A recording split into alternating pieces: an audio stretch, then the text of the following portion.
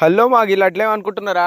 Give వచ్చేసి తౌడు మామ. మనమైతే ఇదిగోండి ఈ స్పాట్లో రేపు సింగ్ ఆడదాం అనుకుంటున్నాం. అందుకే ఈరోజు వచ్చేసి తౌడు సర్వై చేస్తున్నాం. 10 కేజీలు తౌడు మామ. ఇదైతే ఎప్పుడైతే మీరు షికార్కి వెళ్తారో మా అప్పుడు చేపలు పడట్లేదంటే మెయిన్ కారణం వచ్చేసి మామ మీరు సర్వై చేయాలి.